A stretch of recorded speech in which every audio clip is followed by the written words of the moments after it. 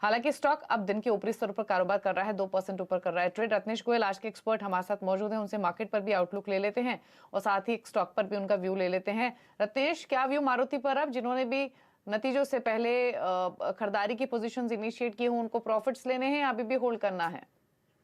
Very good afternoon Deepali जी। मारुति का chart देखे तो डेफिनेटली एक बार इसमें करेक्शन हो चुका था 9600 के लेवल से। इसमें हमने एक अच्छा करेक्शन देखने को मिला है, पर नीचे के स्तर पे एक बहुत महत्वपूर्ण सपोर्ट लेवल पे आ गया 8250 82800 का एक बहुत महत्वपूर्ण सपोर्ट लेवल है।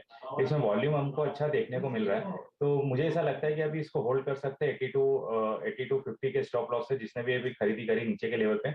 ऊपर में ही 8600 पहला टारगेट तो ऑलमोस्ट आने वाला है। अगर आज ये क्लोज होता है 8600 के ऊपर, तो मुझे ऐसा लगता है 8700 और फिर 8800 ये दो टारगेट के लिए होल्ड कर सकते हैं। रिस्क रिवॉर्ड रेशियो भी यहाँ पे फेवर में है। ओके, 8600 पार करेगा तो 8700 जा सकता है। स्टॉक मजबूत फिलहाल दिखाई दे रहा है, लेकिन चलिए फटाफट से एक मार्केट पर भी नजर डाल लेते हैं और उसके बाद एक इंडेक्स पर व्यू भी ले लेते हैं। बाजार में हमने आज एक्सपायरी से एक दिन पहले, 2 सेशन पहले थोड़ी सी उठापटक देखी। आज के सेशन में हम वापस मार्केट में ऊपर प्रेशर बनते हुए देखा। इनफैक्ट अगर आप पूरा माहौल भी देखेंगे तो काफी मिला जुला सा ट्रेंड है। निफ्टी आपको हरे निशान में दिखाई दे रहा है, लेकिन दिन के निचले स्तरों के आसपास ही है। निफ्टी बैंक 18 अंक नीचे कारोबार कर रहा है। मिड कैप्स में 50 अंकों की कमजोरी है, तो सुस्ती और हल्के दबाव के साथ ही मार्केट ट्रेड कर रहे हैं। कोई क्लियर डायरेक्शन फिलहाल दिखाई दे नहीं रही है। अगर आप पॉकेट्स भी देखेंगे तो 77 पॉकेट्स में दबाव है। Metal, energy, oil and gas, realty, तमाम पॉकेट्स प्रेशर में कारोबार करते हुए आपको दिखाई देंगी। सिलेक्ट बाइंग अगर कहीं दिख रही है तो आईटी में खरीदारी आज के सेशन में आपको देखने को मिलेगी।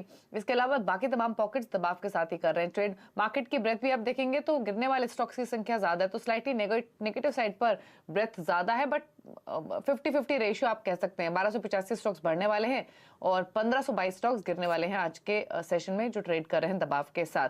क्या व्यू रहेगा आपका इंडेक्स पर रत्नेश? रिमेनिंग सेशन के लिए कोई ट्रेड लेंगे इंडेक्स पर या छोड़ दें? बाजार बाजार का व्यू देखें तो बाजार एक सीमित दायरे में अभी भी काम कर रहा है। ऊपर 18,000, मैं निफ्टी फ्यूचर लेवल की बात कर रहा हूँ, बाजार ऊपर में 18,250 18,300 के ऊपर नहीं निकल पा रहा, और नीचे अगर हम देखते हैं तो वापस 18,000 और 18,020 के आसपास सपोर्ट ले लेता है। तो मुझे ऐसा लगता है सुबह ओपनिंग पॉजिटिव होने के बाद में थोड़ा सा करेक्शन आ चुका है, तो अगर किसी को इंट्राडे में बाइंग करना है तो मेरे हिसाब से यहाँ पे बाइंग कर सकते हैं। 18,060 का स्टॉप लॉस लगाएंगे। ऊपर में एक बार वापस हमको टारगेट 18,200 से 18,220 तक के लिए देखने को मिल सकते हैं। सीमित दायरे में रहेगा बाजार, स्टॉक स्पेसिफिक एक्शन देखने को मिलेगा कंटिन्यू, पर एक लॉन्ग ट्रेड जरूर यहाँ पे इनिशिएट कर सकते हैं, क्योंकि बाजार में ओपनिंग गेन के बाद में थोड़ा सा गिरावट आ चुकी है और यहाँ पे सपोर्ट लेवल पे आ चुका है। और बैंक निफ्टी की बात देखें तो बैंक निफ्टी में जरूर डेफिनेटली आउट परफॉर्मेंस कंटिन्यू है और ये बरकरार रहेगा।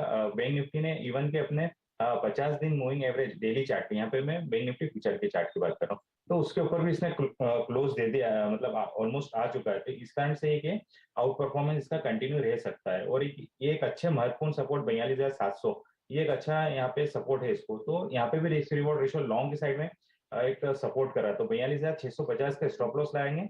ऊपर में टारगेट वापस 43,100 और 43,200, ये दो टारगेट के लिए बैंक निफ्टी में भी लॉन्ग कर सकते हैं। ओके, चलिए आप स्टॉक्स भी पूछ लेते हैं। तो आपके पिक्स क्या हैं अभी?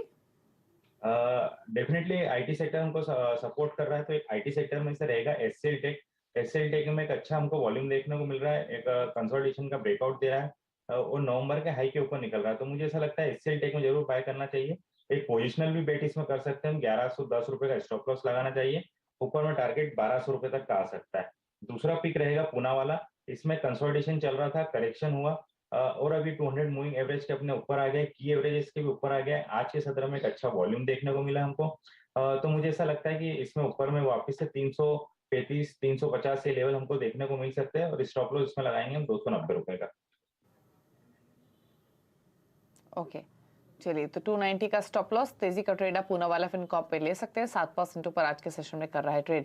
लेकिन चलिए मिड कैप्स का हाल लेकर आते हैं अब आपके सामने। इंडेक्स तो आपने देखा अभी अभी हल्के दबाव के साथ ही ट्रेड कर रहा है, 40 अंक नीचे, 40-50 अंक नीचे निफ्टी का मिड कैप इंडेक्स है। 56 अंकों के दबाव इनफैक्ट देखने को मिल रहा है। पॉकेट्स देखेंगे तो पहले आपको दिखा देते हैं एक पॉकेट जहां पर तेजी है, वो है आईटी पैक, और आईटी में L&T Tech Services, Mphasis, Happiest Minds, Zensar Tech 5%, 6% तक के मूव्स इन सभी शेयर्स में दिखेंगे। और बाकी तमाम पॉकेट्स आपको मिड कैप्स में दबाव आपके दिखेंगे। फार्मा दिखाते हैं जहां पर दबाव है, Aurobindo pharma, Syngene, Krishna diagnostics, Indoco remedies 2% नीचे, औरबिंदो फार्मा, सिंजिन 3-3.5% नीचे। अर्निंग्स के बाद इंडोको रेमेडीज 8% नीचे आज के सेशन में। एनबीएफसीज में दबाव, IB Housing, M&M Financial, L&T Finance यहां 5% तक की गिरावट देखी जा रही है। सरकारी बैंकों में गिरावट है, प्राइवेट बैंक्स भी इनफैक्ट प्रेशर में। आरबीएल बैंक जैसे स्टॉक्स भी आपको गिरावट के साथ ट्रेड करते हुए दिखेंगे, लेकिन सरकारी बैंकों में IOB, bank of India, IDBI bank, UCO bank 2-2.5% नीचे आज के सेशन में।